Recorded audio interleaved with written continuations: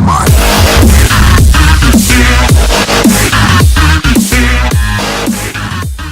What's going on, everybody? Today's video is going to be an overall review of the new MK5 2020 Supra. Yesterday's video was my first thoughts, what I thought at a first glance of the Supra.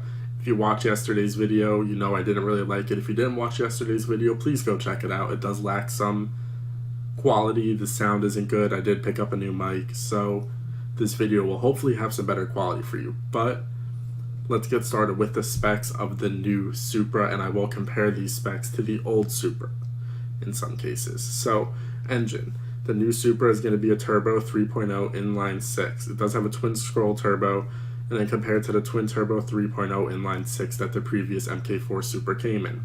Horsepower is going to be 335 horsepower compared to the old 320 horsepower. And then the transmission, the 2020 Supra is only going to come in an 8-speed automatic transmission. The old Toyota Supra came in a 6-speed manual and a 4-speed automatic. So if you're into autos, you definitely are getting an upgrade as far as transmission goes. And it is a BMW transmission. They are known to shift fast. They are known to be pretty good automatic transmissions.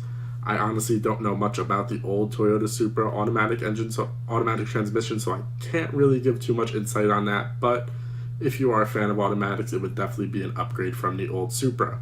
Now, looking at the 0 to 60 time, I'm not a big fan of this. It's not a telltale on how fast the car is for me.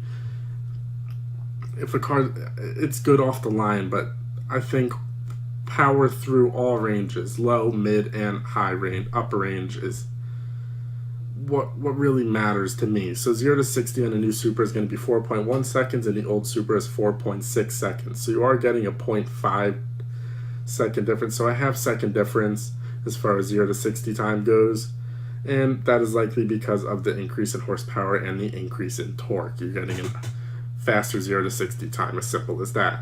Red line on the new Supra is going to be 6,500, and red line on the old Supra is 6,800. But this is just kind of like saying that the top speed on the new one is 155 compared to the old 160. If you're buying this car, you're likely a fan of Supras, you're likely a fan of modifying your car, tuning, you're likely an enthusiast. So that's going to kind of go out the window once you tune the car. That there's no red line limit and there's no speed limit. We all know this. So those are kind of irrelevant if you ask me. But curb weight. The weight all around for the new Supra is going to be 3397. But the weight in the old Supra did differ from automatic to manual. The manual weighed 3415 and the automatic weighed 3485. So if you comparing automatic to automatic, since that's all that the new Supra comes in, you are going to have an 88-pound difference. So it may help, but I don't think 88 pounds really makes a world of a difference in this case. But weight distribution, this is another thing. But if you pair it with the weight, it may help you a bit on the track if you were to go head-to-head with the new Supra and the old Supra.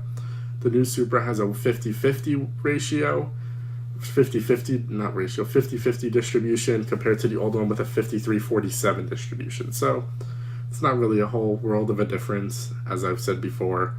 But it is a difference, and it could slightly help you. But the base prices, the new one, the base price is going to be $49,990, so just about $50,000.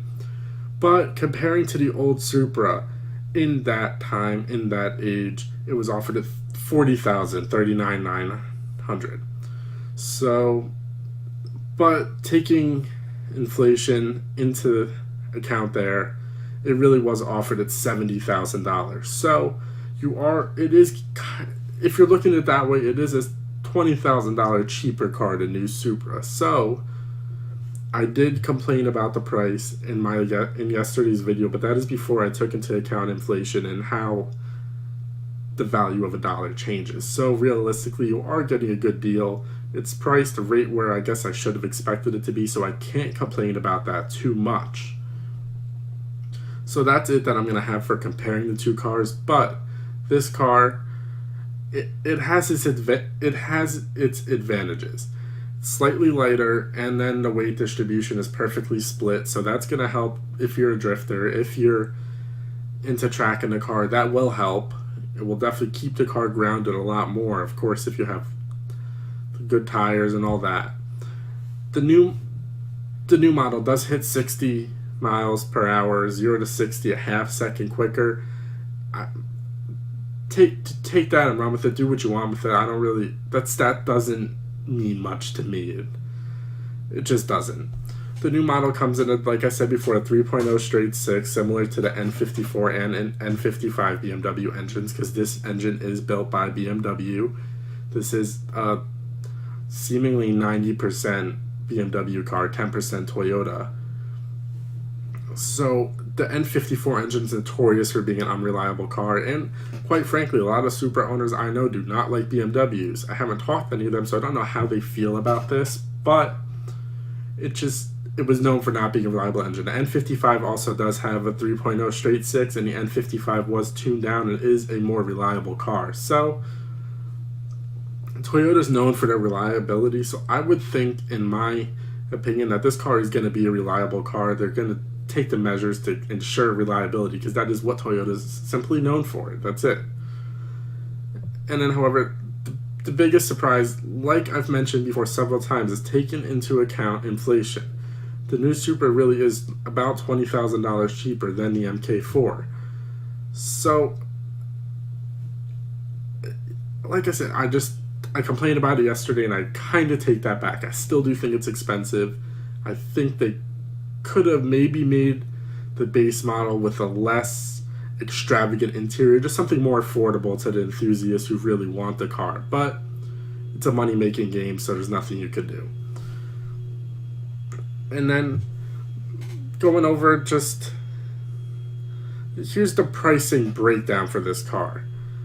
The $50,920 for the base car out the door. That's accounting for the transportation cost that they build in, and then I'm sure tax, title, fees, you'll be probably right around, I'm not even going to calculate it right on the spot because I probably will get it wrong, but the premium's going to be $55,000. Then there's going to be the launch edition, that's $56,000. There's no reason to really talk about the launch edition because it's only limited to the first 1,500 cars, so it's going to be a pre-order car. You're probably not going to be able to purchase it at the dealership, and if you are, the markup will be out of this world. It will probably be an $80,000 car, I think. I could be wrong, but I guess we'll see. With the premium features, you're going to get heated leather trim seats, and the launch edition is going to be a little slightly fancier than that with the red accents and stuff. Of course, with the base, you're not going to get all the gits and gadgets that they have, but quite frankly, if you're buying a Supra for the engine to go fast, you really do not care about everything that's inside of the car. However, which I found to be surprising to me, I'm sure you guys will find this surprising also, is that I have a note here, Tetsuya Tada, the chief engineer for Toyota, admitted and said that there will be a 4-cylinder version of the Supra in the years to come. I don't know how I feel about that. It kind of reminds me of, I drive a 4-cylinder Mustang, but it's like taking a Mustang and making it a 4-cylinder. It probably should have never happened, but it will happen, and it will probably sell well because of the economical sense that it makes for people who are just trying to get a Supra. Because overall, if you're looking at this video and you're trying to say, for $55,000 I can go out and buy an MK4, or for $55,000 I can go out and buy an MK5, a new 2020 Supra, I think it's all going to come down to what you're looking for. Are you looking for the traditional Supra, the 1995 Supra that's just throws you in the back of your seat, it has all the possibilities in the world power-wise, or are you looking for something that's maybe more comfortable and there's a lot more unknown about this car? I think the sky's the limit as far as mods come. This car will have plenty of aftermarket support. I do not think that they're going to leave anything off the table there. So I think it will have potential to make the same power that, maybe not the same power, but I think it has the potential to make good amounts of power eventually, because it is a direct injected twin scroll turbo car. I'm sure to make that power, the twin scroll turbo will be out of the question, and you'll be upgrading the turbo, but I think it really all boils down to what you're looking for. If you're looking for comfort, if you're looking for heated seats and a BMW interior, the 2020 Supra is 100% the way to go. But if you're looking to sit a little bit more old-fashioned, the 2JZ, what Supras are known for, I think maybe the old MK4 Supra would be the way to go. They do say that the N54 engine is the modern-day 2JZ, but essentially it isn't a 2JZ. It never will be a 2JZ, and it's not as reliable as a 2JZ, so you can't really make that comparison if you look at the bigger picture. But this is the specs of this car. As I look at it more, I do like it a bit more. I think it has a ton of potential. There'll be a ton of aftermarket support. So we'll see in the time to come what this car can really do. But as of now, I would still pick the MK4 over the new MK5. But I'm sure I'll make a video in the future once they start releasing more about the car and make my final decision.